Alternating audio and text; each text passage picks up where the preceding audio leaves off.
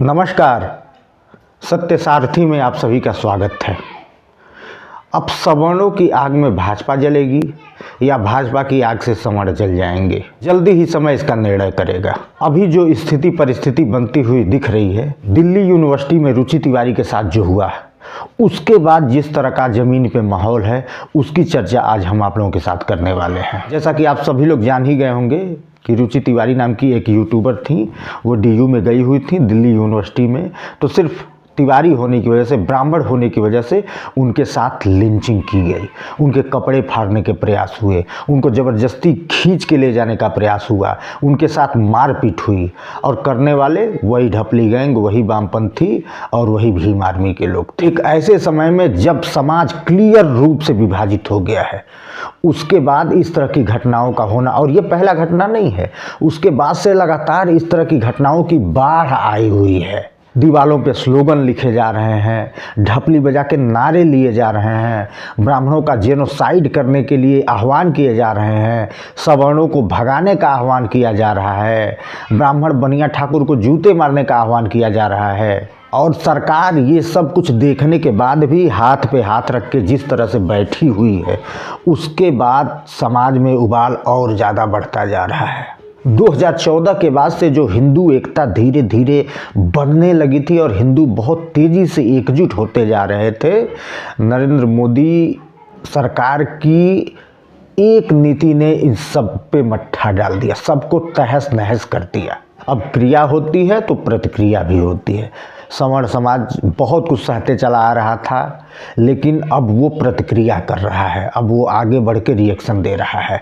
और ये न तो राष्ट्र के लिए अच्छा है, न ही समाज के लिए अच्छा है। मैं लगभग अपने हर वीडियो में जो भी इससे संबंधित होता है, ये कहते आ रहा हूँ कि समाज में सबको एक दूसरे की ज़रूरत है और सब हैं एक दूसरे के साथ। लेकिन राजनीति जो भी ये विभाजन पैदा कर रही है, वो बड़ा खतरनाक है। अब ये किस मंशा से ऐसा किया गया, क्या गेन करने की कोशिश की गई, क्या वही मिल रहा है या उसके उलट मिल रहा है, या हम जो देख रहे हैं वैसा कुछ नहीं है, वो कुछ इतर चाहते थे, ये चीज़ें तब क्लियर हो पाती जब वो भी मुखर होके बोलते। लेकिन सत्ता पार्टी भारतीय जनता पार्टी बिल्कुल चुप है, इस पे एक बार भी मुंह नहीं खोल रही है। दिल्ली यूनिवर्सिटी में पुलिस के सामने, मीडिया के सामने, लोगों के सामने जिस तरीके से लिंचिंग करने की कोशिश की गई, सोचिए अगर किसी दलित लड़की के साथ ऐसा हुआ होता तो अभी तक प्रधानमंत्री रो दिए होते, मीडिया के सामने आ गए होते, चारों तरफ से कैमरे लगे होते और वो रो रहे होते, आंसू गिरा के कह रहे होते कि मेरी लिंचिंग कर दो, लेकिन मेरे दलित भाइयों बहनों की लिंचिंग मत करो। लेकिन एक सवर्ण समाज की लड़की के साथ लिंचिंग हुआ तो किसी के मुंह नहीं खुले, हर कोई चुप है। मुंह खोलना तो दूर, उन पे वो करने वाले सब कुछ मीडिया के सामने है, सबके चेहरे सामने हैं। किसी पे भी इस तरह की कठोर कार्यवाही नहीं हुई जिससे समाज में यह संदेश जाए कि नहीं, अगर गलत इस तरह का कोई कर रहा है तो कठोर कार्यवाही हो रही है। तो भी एक उबाल जो है वो दब जाता है कि भाई उबाल तभी बढ़ता जाता है, विद्रोह तभी बढ़ता जाता है जब न्याय नहीं होता है। न्याय होना तो दूर, रुचि तिवारी के पक्ष में एक शब्द सत्तासीन दल का कोई नेता बोलने के लिए भी तैयार नहीं है, बोल भी नहीं रहा है। तो जैसा कि मैंने कहा कि हर क्रिया की एक प्रतिक्रिया होती है, तो इसकी प्रतिक्रिया भाई साहब जरूर होगी, भले ही वो सामाजिक रूप से न हो, लेकिन वो वोट के पैटर्न में तो जरूर दिखेगा। अभी जो भी सर्वे हो रहे हैं सोशल मीडिया पे, जितने भी सर्वे हो रहे हैं, चाहे वो यूट्यूब पे हो, इंस्टाग्राम पे हो, फेसबुक पे हो, ट्विटर पे हो, तो जो विकल्प दिए जा रहे हैं वोट करने के लिए, भाजपा, सपा, कांग्रेस या और जो भी पार्टियां, नोटा, तो अभी सवर्णों का झुकाव लगभग 90% सवर्ण जो है वो नोटा को सेलेक्ट कर रहे हैं।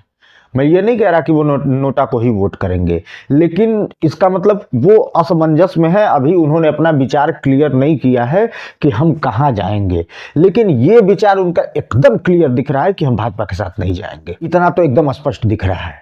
ये अभी उनके पैटर्न में क्लियर नहीं आ रहा है कि वो किस पार्टी के साथ जाएंगे, लेकिन ये पैटर्न उनका एकदम साफ दिख रहा है कि वो भाजपा के साथ नहीं जाएंगे। भाजपा के इतर ही जाएंगे, चाहे जिस भी पार्टी के साथ जाए। तो बाकी सभी पार्टियां जिस चीज के तलाश में थी, पिछले 15-14 सालों से अथक परिश्रम कर रही थी कि भाजपा की नींव को हिलाने का, लेकिन वो हिला नहीं पा रही थी। लेकिन भाजपा की इस एक नीति ने उनको वो मौका दे दिया है और वो भी इसको भली बात समझ रहे हैं।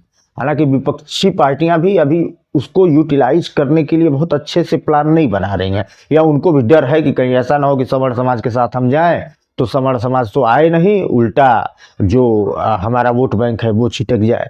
तो वो बहुत नाप तोल के चल रही हैं। लेकिन सवर्ण समाज ये एकदम से क्लियर कट है, एकदम अभी तक तो उसका माइंडसेट बिल्कुल क्लियर है कि हम भाजपा के साथ नहीं जा रहे हैं। इसका पहला इम्पैक्ट तेलंगाना चुनाव में दिख रहा है। अभी विधानसभा चुनावों तक भारतीय जनता पार्टी बिल्कुल फाइट में थी वहाँ कांग्रेस के साथ, लेकिन तेलंगाना में जो नगर निगम के चुनाव हुए हैं उसमें एकदम उसका बंटा ढार हो गया है, एकदम नीचे चली गई। हालांकि अभी कोई बहुत बड़ा टेस्ट नहीं हुआ, बड़ा टेस्ट तब होगा जब विधानसभा चुनाव आएंगे, लोकसभा चुनाव आएंगे। तो लोकसभा चुनाव में तो अभी काफ़ी समय है, लेकिन विधानसभा चुनाव अब आने वाले हैं और कई राज्यों के आने वाले हैं, बड़े राज्यों के आने वाले हैं। और जो भाजपा के ग्राफ को पैन इंडिया प्रभावित करे इस तरह के राज्यों में चुनाव आने वाले हैं, जैसे कि बंगाल, आसाम, उत्तर प्रदेश। तो इन राज्यों के चुनाव में किस तरह का पैटर्न दिखता है वोटरों का, ये आने वाले समय की राजनीति को निर्धारित करेगा, निर्देशित करेगा। अभी सवर्ण समाज के जो ज़्यादातर लोग कह रहे हैं कि हम नोटा के साथ जाएंगे, मैं बिल्कुल श्योर हूँ कि ये नोटा के साथ तो नहीं जाने वाले, ये किसी न किसी दल के साथ जाएंगे। अब जिस भी दल के साथ जाएं, लेकिन अगर ये भाजपा से हटे, और अगर नहीं, अभी तो हट ही गए हैं, अगर ये नहीं जुड़े, ये कहना सही होगा, अगर ये भारतीय जनता पार्टी के साथ नहीं गए तो क्या प्रभाव पड़ेगा भारतीय जनता पार्टी पे, ये क्लियर कट विधानसभा चुनावों के बाद ही देखने को मिलेगा कि भाजपा पे कितना प्रभाव पड़ता है, कैसे प्रभाव पड़ता है, या बिल्कुल प्रभाव नहीं पड़ता है। ये समय के गर्त में छिपा हुआ है। जैसे ही विधानसभा चुनाव होंगे ये निखर के निकल के बिल्कुल क्लियर हो जाएगा। अभी भी भाजपा के थिंक टैंक को ये लग रहा है कि ये सवर्ण समाज जो है वो हमसे छिटकेगा नहीं, वो हमसे दूर नहीं जाएगा, या फिर वो ये सोच रहा हो कि अगर ये दूर जाएगा भी तो कोई बहुत बड़ा इम्पैक्ट हमारे ऊपर नहीं आएगा, 1-2% का डाउनफॉल भी हो जाए तो वो हम मैनेज कर लेंगे, वो हम ओबीसी से ले लेंगे या एससी से ले लेंगे या एसटी से ले लेंगे, वो हम मैनेज कर लेंगे। तो ये भाजपा की थिंक टैंक सही सोच रही है, या हम लोग जो जमीन पे देख रहे हैं, या हम लोग जो सोच रहे हैं वो सही है, इसका निर्णय आने वाला चुनाव ही करेगा। लेकिन मोदी सरकार का जो पैटर्न है, जैसा अभी तक मैं देखते आ रहा हूँ, और जितना मैं समझने की कोशिश किया या जितना समझ पाए, उसके आधार पे कह रहा हूँ कि भाजपा कुछ एक वर्ग हैं जिनसे बहुत डरती है। पहला वर्ग फर्जी किसान। याद करिए किसान आंदोलन में ये 360 डिग्री लेट गए, उन लोगों के सामने उन्होंने कितना उत्पात किया, दिल्ली को बंधक बना के रख दिया, लाल किले पे जाके झंडा फहरा दिया, यानी जो भारत के इतिहास में कभी नहीं हुआ आज़ादी के बाद, वो सारी चीज़ें हो गई। लेकिन मोदी सरकार कांपती रही, उनके सामने खड़ा नहीं हो पाई। तो जो सबसे पहला, ये डरते हैं फर्जी किसानों से। दूसरा, ये डरते हैं फर्जी दलितों से। ऐसे दलित जो मुख्य धारा से कटे हुए हैं, या जो उपद्रवित तत्व हैं, जो सड़क पे आते हैं, हंगामा मचाते हैं, तोड़ फोड़ करते हैं, आगजनी करते हैं। अरे दलित ऐसे नहीं करते। दलितों की अगर सबसे बड़ी पार्टी पूरे देश में पैन इंडिया कोई है तो बहुजन समाजवादी पार्टी है, बहन जी उसकी नेता है। लेकिन बसपा का कोई भी कैडर, कोई भी कार्यकर्ता इस तरह की हरकतें नहीं करता। तो ये जो फर्जी दलित, उनसे भी ये मोदी सरकार बहुत डरती है, बहुत ज़्यादा डरती है।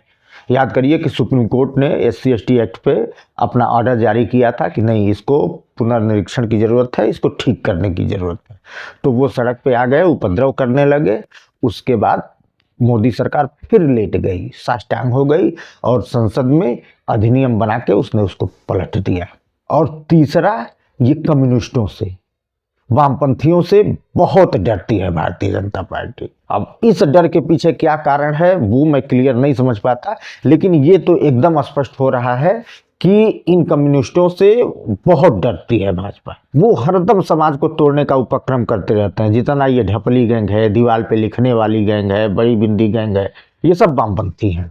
लेकिन भाजपा नकेल डालना तो दूर, इन पे उंगली रखने की भी हिम्मत नहीं करती है। वरना जिस तरह की घटना डीयू में, दिल्ली यूनिवर्सिटी में हुई, उसको देख के कोई भी शर्मसार हो जाए। और किसी सरकार की क्या जिम्मेदारी बनती है कि इस तरह की घटना हुई है। क्या भारत को बांग्लादेश बनाना चाहते हैं, अफगानिस्तान बनाना चाहते हैं, जहां भीड़ तंत्र निर्णय करे किसी चीज का? इस तरह की घटनाएं तो हम केवल अफगानिस्तान में देखने को मिलता था, हमको बांग्लादेश में देखने को मिलता था, पाकिस्तान में देखने को मिलता था। क्या किसी भी सभ्य समाज में, सभ्य देश में इस तरह की घटनाएं स्वीकार्य हैं? कानून क्या कर रहा है, क्या काम कर रहा है कानून? क्यों नहीं उनको कठोर से कठोर दंड दिया गया, ताकि समाज में ये मैसेज मिले कि नहीं, जो गलत करेगा उसको उसका हर्जाना भुगतना पड़ेगा। तो कम से कम समाज पे तो इसका इम्पैक्ट नहीं आएगा। लोगों के अंदर क्रोध की, विद्रोह की भावना तो नहीं पनपेगी। मुजफ्फरनगर की घटना क्यों हुई थी? क्योंकि दो भाई थे, उनकी बहनों को छेड़ा जा रहा था, मुसलमान छेड़ रहे थे और वो अति कर दिए अभद्रता की। तब जाके इन्होंने प्रतिकार किया, पहले पुलिस के पास गए, पुलिस ने कोई उस पर कार्यवाही नहीं की, कोई उनको न्याय नहीं मिला। उल्टे नेतागण लोग या थाना प्रशासन, जैसा कि आरोप है कि उन्हीं का सपोर्ट कर रहा था, जो उपद्रवी थे, जो दंगाई थे, जो आताताई थे।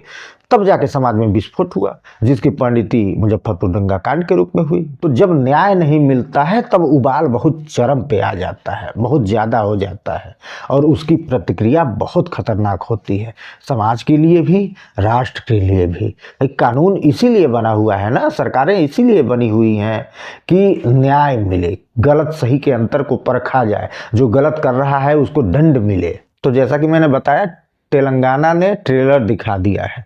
अब पूरी फिल्म देखने के लिए बंगाल, आसाम और यूपी के चुनाव तक ठहरना पड़ेगा, देखना पड़ेगा। लेकिन ट्रेलर देखने के बाद ही कुछ न कुछ तो समझ में आ जाता है लोगों को कि है फिल्म क्या है, इसके अंदर क्या है, किस तरह की कहानी है या किस तरह की फिल्म बनी है।